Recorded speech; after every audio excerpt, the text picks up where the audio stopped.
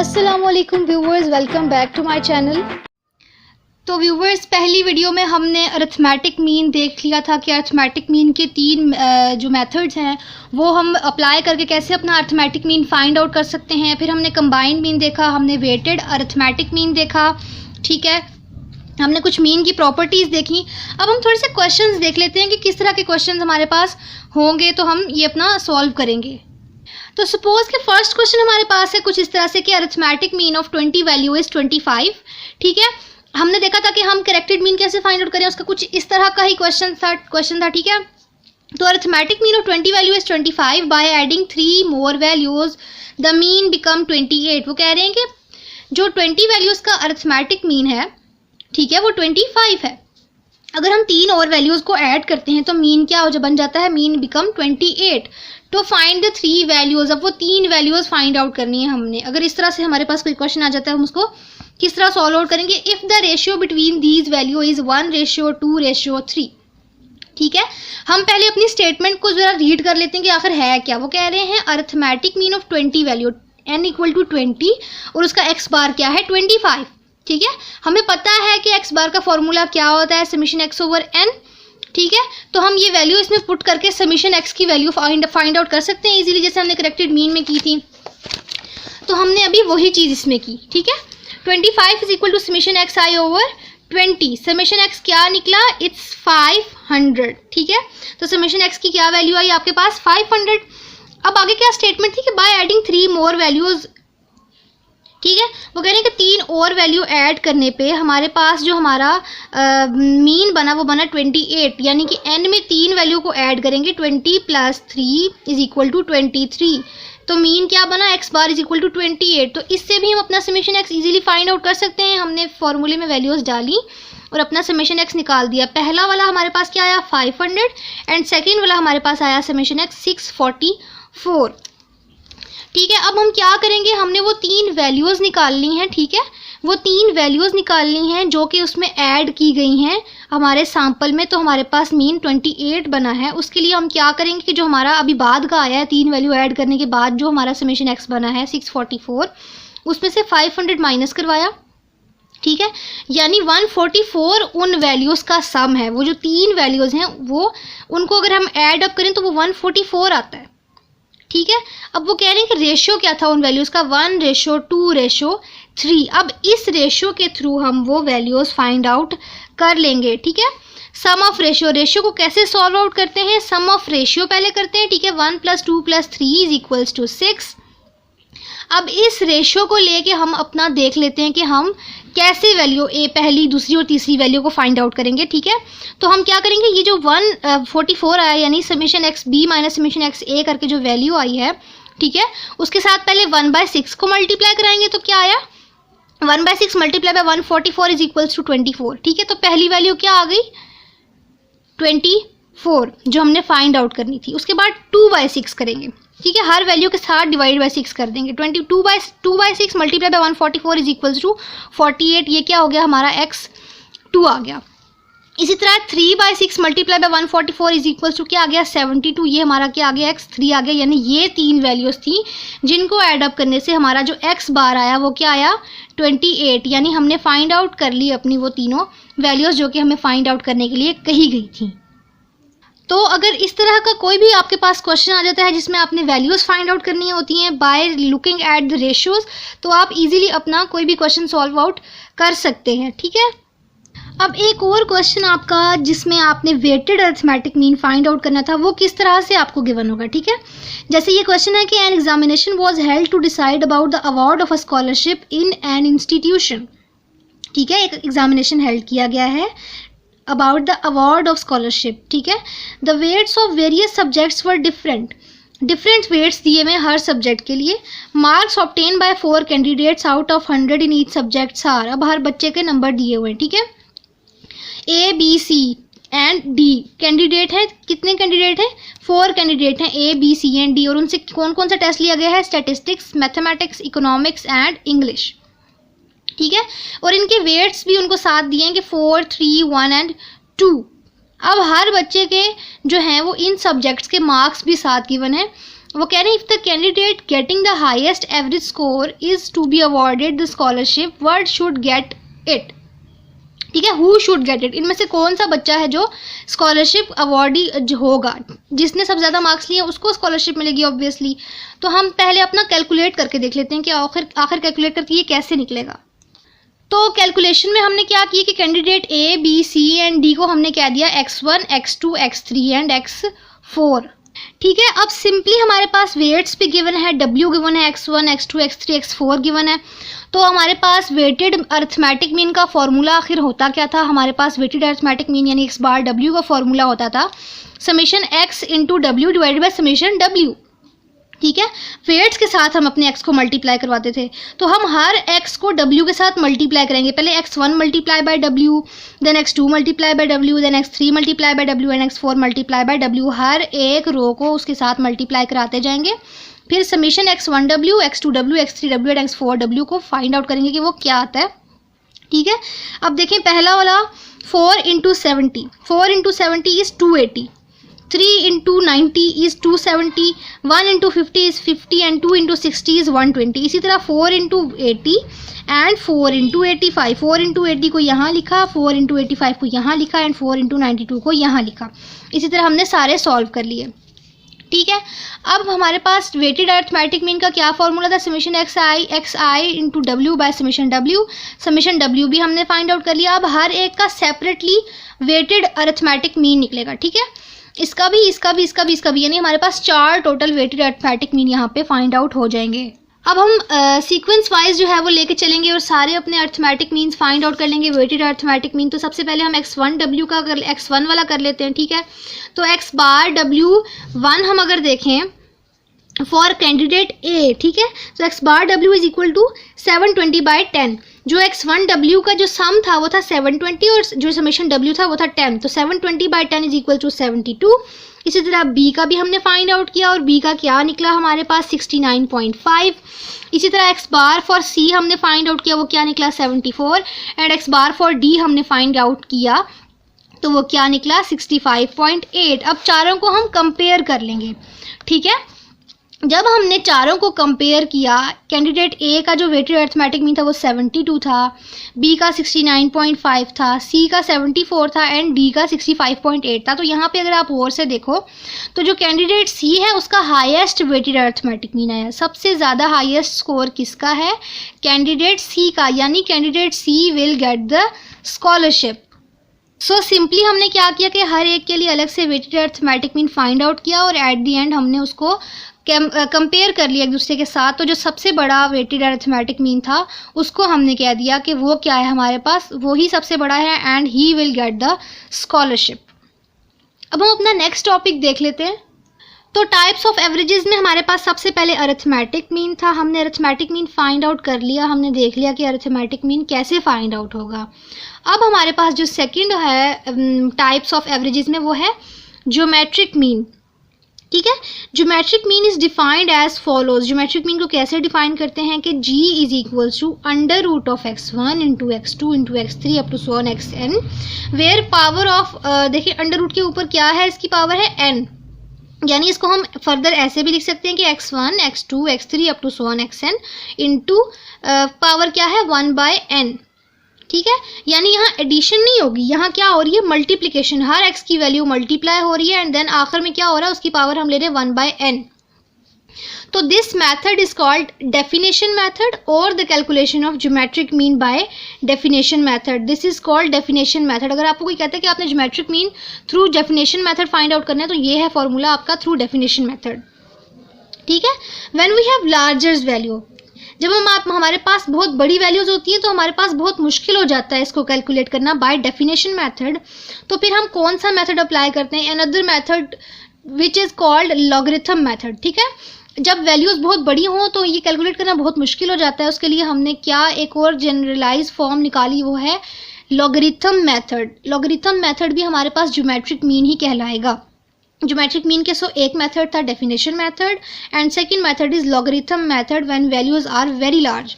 अब logarithm method का formula क्या है कि log of g is equals to log of x1 plus log of x2 plus log of x3 up to so on log of xn divided by n।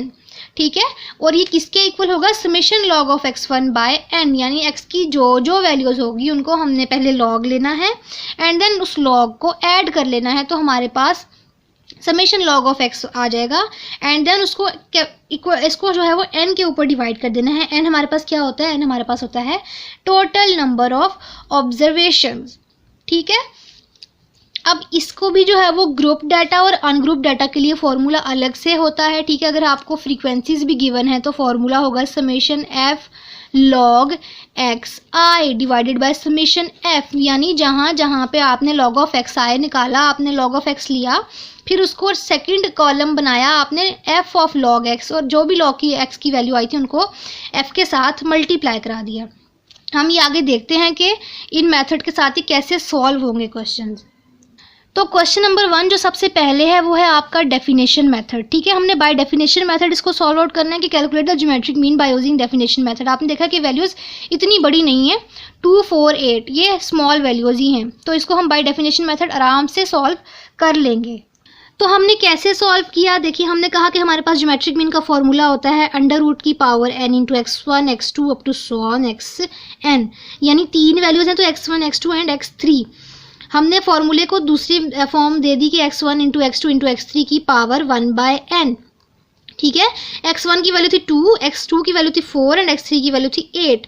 2 into 4 into 8 यानी 2 4 8, 8 8 64 की power 1/3। 1/3 क्यों लिखा, 1/n था और total number of observations थी 3, तो 1/3। अब 64 की पावर 1/3 इज इक्वल्स टू 4, तो ये हमारे पास क्या निकल आया, ज्योमेट्रिक मीन, सही है। तो बाय डेफिनेशन मेथड सिंपली आपने इस फॉर्मूले में पुट करना है पावर में 1/n total number of observation, ठीक है, और उसको फिर आखिर में वो पावर को पहले अब सारी वैल्यूज मल्टीप्लाई करानी है और फिर उसकी पावर देनी है, और जो वैल्यू आएगी वो आपका क्या हो जाएगा, वो आपका ज्योमेट्रिक मीन हो जाएगा।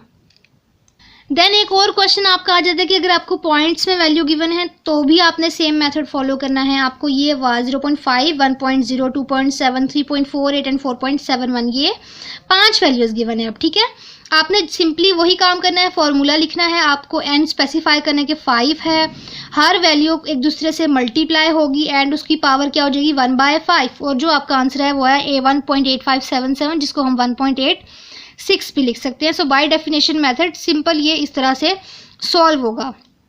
अब हम एक ही क्वेश्चन लेते हैं, ठीक है, उस एक ही क्वेश्चन पे हम बाय डेफिनेशन मेथड भी लगा के देखते हैं एंड बाय लॉगरिथम मेथड भी लगा के देखते हैं कि हमारी वैल्यूज़ क्या आती हैं, ठीक है।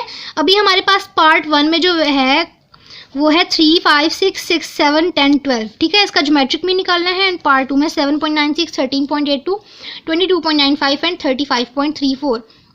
एक पार्ट ए मैं करवा देती हूँ, पार्ट 2 आप खुद ट्राई कीजिएगा, ठीक है। तो 3, 5, 6, 6, 7, 10, 12 ये आपकी एक्स की वैल्यूज़ है। अगर हम इसको बाय लॉगरिथम मेथड देते हैं, ठीक है, बाय लॉगरिथम मेथड में था summation log of x divided by n, ठीक है, ये था, यानी हमारे पास एक कॉलम किसका होना चाहिए, लॉग ऑफ एक्स का, सही हो गया। तो हमने क्या किया कि हमने लॉग ऑफ एक्स ले लिया, हर वैल्यू का लॉग लिया, log of 3 is 0.4771, log of 5 is 0.6989, 6, ठीक है, log of 6 is 0.7781 and up to so on, सबका लॉग लेना है एंड देन एंड में समेशन लॉग ऑफ एक्स लेना है। अब ज्योमेट्रिक मीन का हमने ये फॉर्मूला निकालना है कि summation log of x over n, ये इस तरह से निकलेगा, ठीक है। Summation log of x over n हमने किया, यानी 5.6563 बाय 7, एन टोटल कितनी वैल्यूज थी 1, 2, 3, 4, 5, 6, 7 बाय 7, तो जो वैल्यू आई वो आई 0.8080। ज्योमेट्रिक मीन में लॉगरिथम मेथड में ये फाइंड आउट करने के मतलब ये नहीं है कि आपका ज्योमेट्रिक मीन निकल आया, बल्कि जो इस फॉर्मूले से आंसर आता है हम उसका एंटी लॉग लेते हैं एंड में, तब हमारा आंसर आता है। अब ये जो 0.8080 आया ना, हमने ज्योमेट्रिक मीन फाइंड आउट करने के लिए हमने क्या लेना है, anti log of 0.8080 is equal to 6.4268। अब ये आपका ट्रू ज्योमेट्रिक मीन आया है, ठीक है। यानी इसमें याद रखने वाली बात यह है कि summation log of x over n करने के बाद आपने ज्योमेट्रिक मीन फाइंड आउट करने के लिए anti log of that answer लिखना है लाजमी, तब जाके आपका ज्योमेट्रिक मीन फाइंड आउट होगा। Then second by definition method हम देख लेते हैं कि बाय डेफिनेशन मेथड ये कैसे होगा। 7 वैल्यूज थी, ठीक है, तो हर वैल्यू पहले मल्टीप्लाई हुई, 3 5 = 15, ठीक है, ये पूरी वैल्यू 3 5 6 6 7 10 12, ठीक है, इसको मल्टीप्लाई किया तो क्या आया 453,600 एंड इसकी पावर क्या ले ली 1/7, हमने पावर ले ली 1/7। अब आपने ये कैलकुलेट करना है कि 453,600 की पावर 1/7 क्या होता है, तो इसकी पावर 1/7 होती है 6.4283, यानी आपने यहाँ देखा कि आपका 6.42 यहाँ भी था, 6.42 यहाँ भी था, तो आंसर में कोई फ़र्क नहीं पड़ा। आप इसको बाय डेफिनेशन करो या बाय लॉगरिथम मेथड करो, आपके आंसर पे कोई फ़र्क नहीं पड़ना चाहिए। अगर आपके आंसर में कोई डिफरेंस आ रहा है इसका मतलब है कि आपने कोई ना कोई मिस्टेक लाजमी की है। अब मैंने आपको बताया था कि हम group data and ungroup data के लिए अलग अलग तरीके से करेंगे। जो अनग्रुप डाटा के लिए हमने पहले से अपना क्वेश्चन सॉल्व कर लिए हैं अनग्रुप डाटा के। अब हम देख लेते हैं कि ग्रुप डाटा में क्या डिफरेंस आ जाता है, ठीक है। बाय डेफिनेशन अगर ग्रुप डाटा आपको गिवन है, ठीक है, तो बाय डेफिनेशन क्या फॉर्मूला होगा, x1 की पावर f1 इंटू x2 की पावर f2 इंटू x3 की power f3 up to so on xn की पावर fn, ठीक है। और इसको हम fk आप कह दें, ठीक है, क्योंकि हम n तो हम उसको कहते हैं नंबर ऑफ वैल्यूज़ को, ठीक है। तो x1 into f1 into x2 into f2, further हम इसको कैसे लिख सकते हैं up to so on xn into fk की पावर 1/n, ठीक है। पहले हम क्या करे थे कि हम इंटू x इंटू f कराते थे, अब हमने क्या करना है x की पावर f। अब x की वैल्यू 1 2 3 4 है, तो यहाँ पे अगर आपका f है 3 6 7 8, तो यहाँ क्या कॉलम बनेगा x की पावर f का, यानी 1 की पावर 3 2 की पावर 6 3 की power 7 up to so on, ठीक है। तो ये वो चीज़ है। n क्या होता है हमारे पास, n होता है समेशन f, ठीक है। अब बेसिक डेफिनेशन मेथड तो ये था, ठीक है, लेकिन लॉगरिथम मेथड में क्या होगा, लॉगरिथम मेथड में था कि log of g is equals to summation f log x by summation f, ये एंटी लॉग ऑफ g है, ठीक है, एंटी लॉग ऑफ g, यानी जो summation f log x over summation f का आंसर आएगा उसका हम एंटी लॉग लेंगे, तभी हमारे पास ज्योमेट्रिक मीन फाइंड आउट होगा। अब हम देख लेते हैं कि हमने सॉल्व कैसे करना है, तो हम इस एक क्वेश्चन के ऊपर देख लेते हैं कि ये कैसे सॉल्व आउट होगा। पहले आपकी वैल्यू है x की 1 2 3 4 एंड f हमारे पास गिवन है 2 3 4 1। अब log ऑफ x, ठीक है, log ऑफ 1 इज हमारे पास क्या होता है 0, log ऑफ 2 0.3010 0.4771 0.6020, हर x की वैल्यू का log लिया एंड सेकंड कॉलम में f log x कराया, यानी f की वैल्यू को log x की वैल्यू के साथ मल्टीप्लाई कराया, 2 0 0 3 into 0.3010 is 0.903 and up to so on सारी की सारी values and summation f log of x जो आया वो हमारे पास 3.4134 आ गया। अब हमने क्या करना है कि हमने log of g equal to summation f log x over f, इसके फॉर्मूले में हमने इसको डालना है 3.4134 बाय 10 इज 0.34134। मैंने आपको कहा था कि एंड में हम क्या करते हैं anti log of that answer ले लेते हैं, ठीक है। 0.34134 का एंटी लॉग लिया तो क्या वैल्यू आई 2.1945, ये एंटी लॉग लेना कभी नहीं भूलना वरना आंसर जो है वो हमारा गलत हो जाता है। अब बाय डेफिनेशन मेथड अगर हम देखें, ठीक है, इसको अगर हम बाय डेफिनेशन मेथड से करते हैं तो ज्योमेट्रिक मीन हमारे पास किसके इक्वल है, अंडर रूट ऑफ x1 की पावर f1 इंटू x2 की पावर f2 इंटू x3 की पावर f3 इंटू x4 की पावर f4 एंड यहाँ पे क्या आ जाता है, यहाँ n आ जाता है और वो n किसके इक्वल होता है, वो n इक्वल होता है समेशन f के, जो यहाँ पीछे जो फ्रीक्वेंसीज का कॉलम गिवन है उसको सम करेंगे तो हमारे पास ये वैल्यू आएगी दैट इज़ 10, ठीक है। अब 1 की पावर 2, मैंने आपको कहा था ना कि इसकी पावर x की पावर 2, 1 की पावर 2, 2 की पावर 3, 3 की पावर 4, 4 की पावर 1। अब हमने इस तरह करना है एंड समेशन f का सम था 10, तो हमने वही किया, ठीक है। 1 की पावर 2, 2 की पावर 2, 3 की पावर 1 की पावर 2 है 2 की पावर में जो है 3 है, 3 की पावर में फिर 4 है एंड 4 की पावर में फिर 1 है। तो ये करवा के क्या आएगा, 1 की पावर 2 इज़ 1, 2 की पावर 3 8, 3 की पावर 4 81 एंड 4 की पावर 1 4 की पावर 1/10। अब जो ये आंसर मल्टीप्लाई करा के आएगा उसकी पावर 1/10 ले लेंगे तो हमारे पास क्या आंसर आया 2.1946। अगर आप ऊपर देखो तो यही था 2.1945, इतना डिफरेंस नहीं है, यानी आपकी वैल्यू बिल्कुल एग्जैक्टली ठीक आई है। तो अगर आपके पास ग्रुप डाटा है या आपके पास अनग्रुप डाटा है तो आपने किस तरह से सॉल्व करना है, ये 2 मेथड है जिस तरह से आपने इसको सॉल्व आउट करना है। तो ज्योमेट्रिक मीन का कोई भी क्वेश्चन है उसको यूं ही सॉल्व करेंगे।